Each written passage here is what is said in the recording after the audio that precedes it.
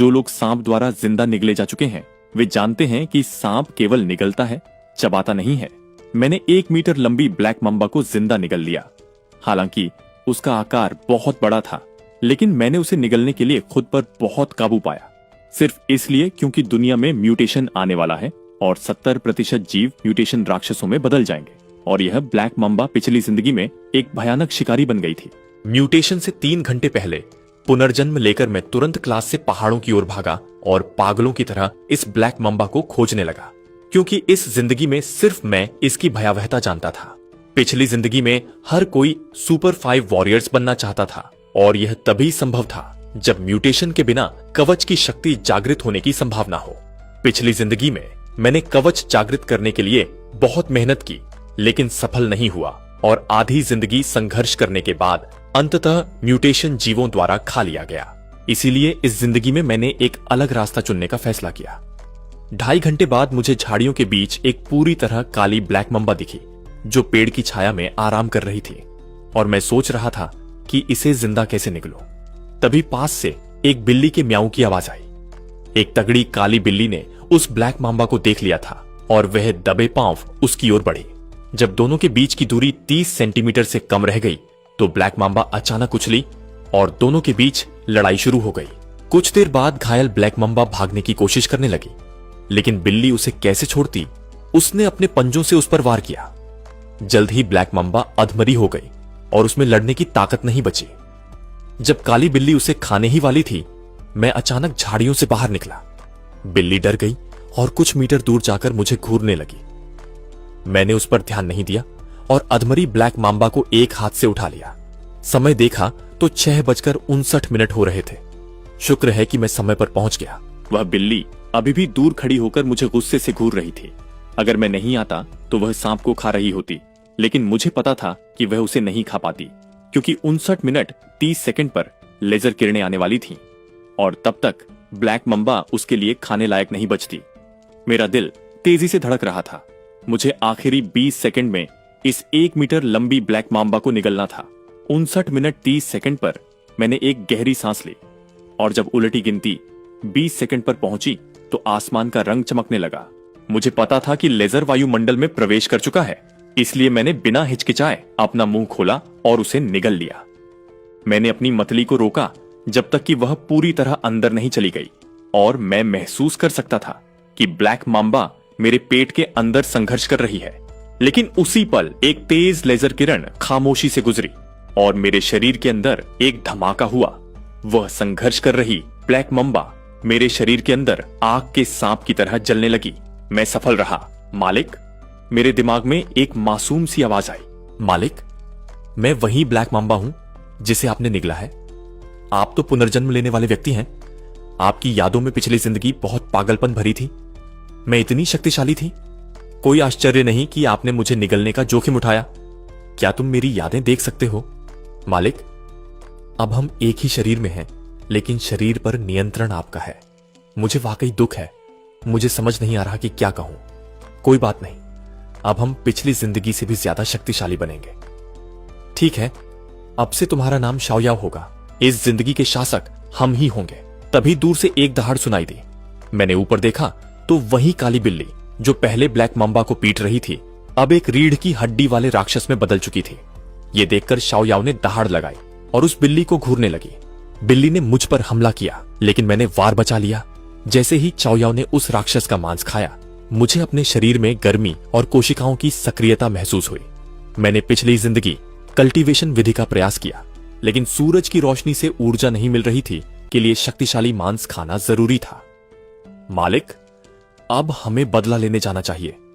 पिछली जिंदगी में स्कूल में एक कीड़ा था जिसने आपको जानवर की तरह समझा था, है ना? चलिए उसे मार डालते हैं। शाओयाओ मेरी यादों के जरिए जानता था कि मैं उस शख्स से कितनी नफरत करता हूं। मेरा भी यही इरादा है। जिस व्यक्ति को मुझे मारना था वह मेरे ही स्कूल का लिन युन था, जो एक अरबपति समूह के मालिक का बेटा था और उसके दादा एक सैन्य अधिकारी थे। लेजर किरणों के गुजरने के 3 घंटे बाद तक बड़े पैमाने पर म्यूटेशन नहीं होनी थी। जब मैं स्कूल पहुंचा तो छुट्टी हो चुकी थी और छात्र बाहर निकल रहे थे। मैं अंदर नहीं गया और बाहर लिन युन के आने का इंतजार करने लगा। वह अक्सर शाम 5:30 बजे अपने अमीर दोस्तों के साथ बाहर जाता था। मैं स्कूल के गेट पर इंतजार कर रहा था। मेरे बाल सफेद हो चुके थे, ऊपर का शरीर नग्न था और छाती पर टैटू था। मैं एक अलग ही नजारा पेश कर रहा था। कुछ घंटों बाद तुम सब रो गए, मैंने मन ही मन कहा। तभी मुझे मेरा लक्ष्य दिखाई दिया। लिन युन अपने अमीर दोस्तों के साथ हंसते हुए स्कूल से बाहर आ रहा था। उसे देखकर मुझे पिछली जिंदगी याद आ गई। ये अमीर लोग अपनी जान बचाने के लिए मुझे राक्षसों के सामने धकेल देते थे, जिसके कारण मैंने अपनी 3 उंगलियां खो दी थीं और लगभग मर गया था। मेरी आंखों में आंसू आ गए और मैं तेजी से उनकी ओर बढ़ा। एक अमीर लड़के ने मुझे अपनी ओर आते देखा। बिना रास्ता दिए उसने डांटते हुए कहा, तुम कौन हो? कुत्ते रास्ता नहीं रोकते। लिन युन ने मेरी ओर देखते हुए व्यंग्य किया। ये अजीब सा लड़का कहां से आया? वापस जाओ। मैंने बिना कुछ कहे उसके सामने एक कदम बढ़ाया और अपने बाएं हाथ से उसकी गर्दन पकड़ ली। मेरी उस एक नजर ने 2 सुरक्षा गार्डों को इतना डरा दिया कि वे ठंडे पड़ गए और उनके कदम वहीं रुक गए। उसी पल मैंने अपना पैर चलाया और लिन युन दर्द से कराहते हुए पूरी तरह बेहोश हो गया। इससे मेरे चेहरे पर एक संतोषजनक मुस्कान आ गई। पिछली जिंदगी में बिना शक्तियों के भी मैं 8 साल तक इस म्यूटेशन वाली दुनिया में जीवित रहा था, इसलिए मेरे मन का अंधेरा मेरी हड्डियों तक पहुंच चुका था। इसे पकड़ो, एक सुरक्षा गार्ड ने अपने दांत पीसते हुए कहा और बिजली का डंडा लेकर मुझ पर झपटा। मेरी आंखों में क्रूरता की चमक आई और मैंने अपना हाथ आगे बढ़ाया। वह गार्ड किसी कटी हुई पतंग की तरह 10 किलोमीटर दूर जा गिरा और सीधे मौत के मुंह में चला गया। वहां मौजूद छात्र यह सब देखकर डर के मारे पीछे हटने लगे। सब यहां से चले जाओ, तुम लोगों में से केवल कुछ ही अगले 1 घंटे में जीवित बचेंगे। इस सब की चिंता करने की जरूरत नहीं है। यह कहकर मैं वहां से चला गया। शाम के 6 बज चुके थे। असली म्यूटेशन शुरू हो गया था। हर तरफ से चीखें और दहाड़ें गूंज रही थीं। कुछ लोग अपनी जान बचाकर भाग रहे थे और अचानक उनके मुंह से झाग निकलने लगा। उनका सिर फट गया और उसमें से एक डरावना मुंह निकल आया, जिसने अपने ही साथियों को निगल लिया। कुछ पेड़ जो पत्तों से भरे थे पल भर में सूख गए और उनमें से डरावनी जड़ें निकल आईं, जो पास से गुजरने वाले इंसानों को लपेटकर निगल रही थीं। इस समय मैं एक 88 मंजिला इमारत के ऑफिस में था और खिड़की से पूरे शहर को देख रहा था। सड़कों पर म्यूटेशन वाले राक्षस लोगों का शिकार कर रहे थे। यह बिल्कुल नरक जैसा था और मैं यहां सबसे धारदार हथियार लेने आया था, यह कटाना। इन घिनौने राक्षसों से खाली हाथ लड़ना मेरे बस की बात नहीं थी। शाओयाओ ने मुझसे पूछा, मालिक अब हम क्या करें? पहले कुछ रसद सप्लाईज जुटाएं या शहर के चिड़ियाघर में उस मंकी किंग का काम तमाम करें? तभी ऑफिस के बाहर से एक महिला की चीख सुनाई दी और एक प्रोफेशनल कपड़ों वाली महिला घबराते हुए अंदर घुसी और दरवाजा बंद कर दिया। वह जमीन पर गिर गई और डर के मारे कांपने लगी। तुम कौन हो? उसने चेयरमैन के ऑफिस में एक अजनबी को और 4 राक्षसों की लाशों को देखा। मैंने बस एक नजर उस पर डाली और दरवाजे की ओर बढ़ा। वह महिला लड़खड़ाते हुए एक तरफ हट गई और मुझे ध्यान से देखने लगी। वह सोच रही थी कि क्या वह मेरा इस्तेमाल कर सकती है। उसने पहले भी अपने साथियों को धोखा दिया था और अब मुझे यहां देखकर फिर से उसके मन में खोट आ गया। उसे अपनी खूबसूरती पर बड़ा घमंड था। ऑफिस के दरवाजे पर जोर जोर से प्रहार हो रहे थे और राक्षसों की दहाड़ें सुनाई दे रही थीं। डर के मारे उस महिला के पैर जवाब दे रहे थे। मैंने उसे नजरअंदाज किया और दरवाजा खोल दिया। वह फिर से जमीन पर गिर गई। तुरंत 2 कीड़े जैसे म्यूटेशन वाले राक्षस अपने नुकीले पंजों के साथ अंदर झपटे। मेरी तलवार म्यान से बाहर निकली और 2 ठंडी किरणों के साथ राक्षसों के सिर धड़ से अलग हो गए। ये देखकर महिला की आंखों में उम्मीद जागी और वह मेरी ओर दौड़ती हुई आई। कृपया मुझे अपने साथ ले चलो। तुम्हारी औकात क्या है? मैंने ठंडी नजरों से उसे देखा और आगे बढ़ गया। बदले में मैं तुम्हारी कोई भी शर्त मान लूंगी। कृपया मुझे साथ ले चलो। वह मेरे सामने आई और कपड़े उतारने लगी। दूर हटो, इस कयामत में तुम जैसी बेकार औरत की कोई कीमत नहीं है। मैंने उसे लिफ्ट से बाहर किया और पहली मंजिल का बटन दबा दिया। लिफ्ट पहली मंजिल पर पहुंची और दरवाजा खुला। 4 राक्षस सामने खड़े थे। इंसानों को देखकर वे दहाड़ते हुए झपटे। मैंने एक एक करके सबको काट दिया। यह तरबूज काटने जैसा आसान था। शाओयाओ ने पूछा, मालिक अब हम कहां जा रहे हैं? एक अंडरग्राउंड गैंग पर कब्जा करने। एक इंसान की ताकत सीमित होती है। उस गैंग में 6-7 चाओवू योद्धा हैं। मैं हुआंगटिन मैंशन से बाहर निकला और अंधेरे में ओझल हो गया। जैसे जैसे चाओयाओ राक्षसों की लाशों को खा रहा था, मेरी भूख मिट रही थी। चाओयाओ का खाना मतलब मेरा खाना था। अब मैं शायद इंसान नहीं रह गया था। जब से मैंने अपने पीछे के जुड़वां ड्रैगन को सक्रिय किया था, राक्षस भी मुझ पर हमला करने से डर रहे थे। भूख तो मिट गई थी, लेकिन प्यास लगी थी। तभी दूर एक सड़क से गोलियों की आवाज आई। मैं कुछ ही पलों में उस गली में पहुंच गया, जहां सुपरमार्केट के गेट पर 20-30 हथियारबंद सैनिक हर दिशा में गोलियां चला रहे थे और राक्षसों की भीड़ का सामना कर रहे थे। गोलियों की आवाज और राक्षसों की दहाड़ एक हो गई थी, लेकिन इतने सारे म्यूटेशन राक्षसों के सामने, जिन्हें मारने के लिए कभी कभी दर्जनों गोलियां चलानी पड़ती थीं, वे सैनिक घबरा गए थे। अचानक अंधेरे से एक नुकीला अंग, टेंटिकल, बाहर निकला और उसने 3-4 सैनिकों को चीर दिया और उन्हें खींच ले गया। कैप्टन वू रुई का चेहरा गुस्से से पीला पड़ गया। उन्होंने उस अंधेरे की ओर 2 ग्रेनेड फेंके और अंधाधुंध गोलियां चलाईं। सुपरमार्केट के अंदर 100 से ज्यादा जीवित बचे लोग एक साथ दुबके हुए बाहर की आवाजें सुन रहे थे और कांप रहे थे। जैसे ही सेना की गोलियां खत्म होने वाली थीं, हमला करने वाले राक्षस अचानक रुक गए और रास्ता छोड़ दिया। सैनिकों ने डरते हुए उस अंधेरे की ओर देखा। तभी उन्होंने देखा कि सैकड़ों राक्षसों ने एक रास्ता बनाया है, जिससे सैनिक घबरा गए। उन्हें लगा कि कोई शक्तिशाली बॉस आ रहा है, लेकिन तभी उन्होंने एक इंसान को देखा जिसके पीछे 2 भयानक काले ड्रैगन थे। वह जहां से भी गुजरता, कोई म्यूटेशन राक्षस उस पर हमला करने की हिम्मत नहीं करता था। मैं इंसान भी हूं और राक्षस भी। मैं तुम्हें नुकसान नहीं पहुंचाऊंगा, बस पानी पीने आया हूं। मैं राक्षसों की भीड़ को पार करते हुए सुपरमार्केट की ओर बढ़ा। इतने राक्षसों को निगलने और ड्रैगन का शरीर होने के कारण अब गोलियां भी मेरे शरीर को भेद नहीं सकती थी। इसलिए उन 20-30 बंदूकों के सामने मैं ऐसे चल रहा था जैसे वे वहां हो ही नहीं। अगर उन्होंने मुझ पर गोली चलाई होती तो मैं पल भर में उन्हें खत्म कर देता। कैप्टन वू रुई ने मेरा नाम पूछने की कोशिश की, लेकिन मैंने उन्हें नजरअंदाज किया और सीधे सुपरमार्केट की ओर बढ़ा। चाओयाओ द्वारा राक्षसों को निगलने के बाद मुझे बहुत प्यास लग रही थी।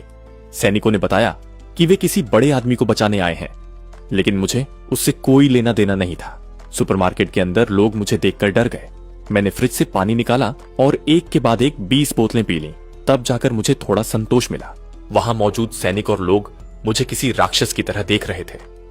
तभी एक लंबा लड़का चिल्लाया।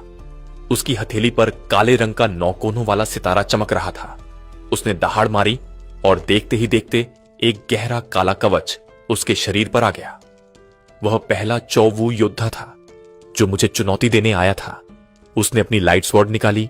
चौवू कवच ताकत और सुरक्षा में बेजोड़ था और वह हथियार भी बुला सकता था। पिछली जिंदगी में मैं इन योद्धाओं से बहुत ईर्ष्या करता था, लेकिन वह पिछली जिंदगी की बात थी। अब मेरा शरीर किसी भी कवच से ज्यादा शक्तिशाली था। उस योद्धा ने मुझ पर हमला किया, लेकिन मेरी पीठ पर मौजूद जुड़वां ड्रैगन्स ने उसकी गर्दन दबोच ली। कैप्टन वू रुई और बाकी सब यह देखकर दंग रह गए। मैंने चेतावनी दी और वहां से निकल गया। मेरे बाहर निकलते ही उन्होंने दरवाजा बंद कर लिया। बाहर के राक्षस मेरे रास्ते से हट गए, क्योंकि मैं उनके लिए एक ऊंचे स्तर का जीव था। तभी अंधेरे से एक विशाल राक्षस निकला और उसने अपनी जड़ों से हमला किया। मैंने अपनी तलवार निकाली और एक ही वार में उस विशाल राक्षस को 2 टुकड़ों में काट दिया। चाओयाओ ने खुशी खुशी उसे खाना शुरू कर दिया। अब मेरी मंजिल शहर का सबसे बड़ा underground gang, black dragon gang था, जहां एक और योद्धा अपनी ताकत के नशे में चूर था। वहां मौजूद 3 अपराधी जिन्होंने X5 कवच जागृत किया था, खुशी से हंस रहे थे। तभी बंदी बनाई गई चू मेंगची के शरीर पर X5 बर्फ का कवच जागृत हो गया और पल भर में वह चांदी जैसे सफेद कवच से ढक गई। उसी समय बाहर से एक खून से लथपथ आदमी किसी तोप के गोले की तरह अंदर घुसा। ज़ोहू का चेहरा उतर गया और उसने तुरंत ब्लैक टाइगर कवच पहन लिया। बाकी नेताओं ने भी अपना कवच पहना और मुझे घूरने लगे। मैंने सबको नजरअंदाज किया और सीधे पानी की मशीन की ओर बढ़ गया। जैसे मुझे ये कवच पहने लोग दिख ही नहीं रहे थे, मैंने पानी की पूरी टंकी उठा ली और उसे गटागट पी गया। अपनी प्यास बुझाने के बाद मैंने खाली ड्रम नीचे फेंका और वहां मौजूद सभी चौवू योद्धाओं को देखा। मैंने ठंडे स्वर में कहा, सब साथ आ जाओ, तुम सबको बस मेरा सेवक बनना होगा। याद रहे, सेवक न कि सिर्फ मामूली साथी। मैंने चौथे लीडर को अपनी ओर तेजी से हमला करते देखा। उसकी गति बहुत तेज थी। वह पलक झपकते ही मेरे सामने था, लेकिन मेरी आंखों में वह बहुत धीमा था। मैंने बचने की कोशिश नहीं की, बल्कि अपना हाथ उठाकर उसकी लाइट स्वॉर्ड को नंगे हाथों से पकड़ लिया और उसे एक भयानक लात मारी। मेरी उस खौफनाक ताकत से उसका कवच चकनाचूर हो गया और वह दीवार से जा टकराया। उसकी मौके पर ही मौत हो गई। माफ करना, ताकत पर नियंत्रण नहीं रख पाया। मैंने उसकी लाश को देखकर कहा और बाकी लोगों की ओर मुड़ा, क्या तुम भी मेरी ताकत का अनुभव करना चाहते हो? 1 मिनट के अंदर फैसला करो। वहां मौजूद हर शख्स सन्न रह गया था। वे जानते थे कि अगर मैं उनके चौथे भाई को इतनी आसानी से मार सकता हूं तो वे सब मिलकर भी मेरा मुकाबला नहीं कर पाएंगे। मैंने स्पष्ट किया कि मुझे उनकी जरूरत सिर्फ इसलिए है ताकि वे मेरे लिए शुद्ध पानी इकट्ठा कर सकें, जबकि मैं बाहर जाकर राक्षसों का शिकार करूं। अगर ऐसा न होता तो मैं शहर के सबसे बड़े चिड़ियाघर में जाकर उस मंकी किंग को अब तक निगल चुका होता। झाओहू समझ गया कि अब पीछे हटने का कोई रास्ता नहीं है। उसने अपने बाकी साथियों के साथ झुककर मेरा स्वागत किया। मेरी नजर चू मेंगशी पर पड़ी। उसने कहा कि वह इस गैंग की सदस्य नहीं है, उसे अपहरण करके लाया गया था। मैंने साफ कह दिया, तुम जो भी हो, अगर यहां हो और एक चाओवू योद्धा हो तो तुम्हें मेरी सेविका बनना ही होगा। इनकार का अंजाम उसे पता था। बहुत अच्छा, अगर तुमने भागने की कोशिश की तो मैं वादा करता हूं कि पाताल से भी तुम्हें ढूंढ निकालूंगा, मैंने कहा, और मेरी पीठ पर मौजूद जुड़वां ड्रैगन्स ने एक खौफनाक दहाड़ लगाई। पिछली जिंदगी में मैं 8 साल तक दूसरों के अधीन रहा था, लेकिन आज दूसरों की किस्मत का फैसला करने का यह एहसास वाकई अद्भुत था। चू मेंगशी ने कहा, मालिक, मुझे एक बार अपने घर जाना है। मुझे अपने परिवार की चिंता है। मैंने उसे अनुमति दे दी। यह अड्डा अब हमारा केंद्र होगा। जब तक वे पर्याप्त शुद्ध पानी लाते रहेंगे, मैं उनकी आजादी में दखल नहीं दूंगा। चू मेंगशी के जाने के बाद झाओहू ने संदेह जताया कि वह वापस नहीं आएगी, लेकिन मैंने परवाह नहीं की। उसने सम्मान के साथ पूछा, मालिक, क्या आपने सफलतापूर्वक म्यूटेशन को झेल लिया है? आप वाकई अद्भुत हैं। मैंने जवाब दिया, म्यूटेशन को कोई नहीं झेल सकता। मेरे लिए एक कमरा तैयार करो, मुझे नहाना है। ब्लैक ड्रैगन गैंग में 100 से ज्यादा सदस्य थे, लेकिन आधे राक्षस बन चुके थे। अब केवल 6 चाओवू योद्धा बचे थे। बाहर शहर में इंसानों और म्यूटेशन वाले राक्षसों के बीच कत्लेआम जारी था। राक्षसों में भी कई श्रेणियां थीं, साधारण, कैलेमिटी और किंग प्रजातियां।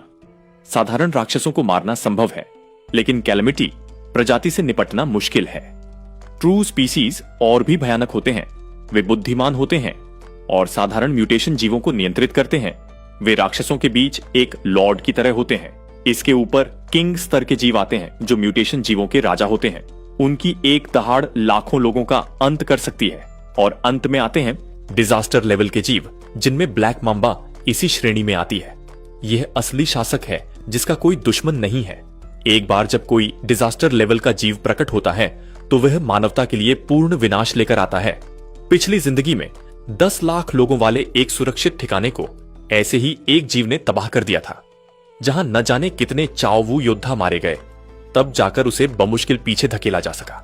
डिजास्टर लेवल में भी ताकत का अंतर होता है, और मैंने ब्लैक मांबा से जो ब्लैक ड्रैगन बनाया है वह इस श्रेणी का सर्वोच्च शासक है, जिससे न तो राक्षसों को और न ही चाओवू योद्धाओं को कोई खतरा पैदा करने की क्षमता है। इस समय दुनिया के 10 से अधिक चाओवू योद्धा चारों ओर से हमला कर रहे म्यूटेशन राक्षसों का सफाया कर रहे हैं। उनमें सबसे आगे जो योद्धा है उसका कवच तोप जैसे लोहे का बना है। वह एक भारी हथियार लेकर राक्षसों को गाजर मूली की तरह काट रहा है। कमांडर चू बेक्वन, इस तरह काम नहीं चलेगा। राक्षस बहुत ज्यादा हैं और भाइयों की ताकत कम हो रही है। हमें भूमिगत आश्रय स्थल में वापस जाना चाहिए। चू बेक्वन अपनी बेटी का इंतजार कर रहे थे और उन्हें डर था कि वह राक्षसों का शिकार हो चुकी है। तभी अंधेरे से बर्फ के कवच वाली एक महिला निकली। उसके पास बर्फ का धनुष था और वह थक कर चूर थी। यह चू मेंगशी थी जो बड़ी मुश्किल से लड़ते हुए वापस आई थी। चू बेक्वन ने तुरंत पीछे हटने का आदेश दिया और वे उस सुरक्षित आश्रय स्थल में घुसे जो परमाणु युद्ध तक झेल सकता था। वहां उन्होंने सुमू को रसद की जांच करने का काम सौंपा। चू बेक्वान अपनी बेटी को लेकर गहराई में गए, जहां चू मेंगशी ने संक्षेप में बताया कि वह मुझसे मिली थी और वह वहां ज्यादा नहीं रुक सकती। उसके पिता ने कहा कि अब जब वह वापस आ गई है तो उसे फिर से उस राक्षस के पास जाने की जरूरत नहीं है। ये तो बस शुरुआत है। आगे क्या होगा जानने के लिए चैनल को सब्सक्राइब करें और अगले पार्ट का इंतजार करें।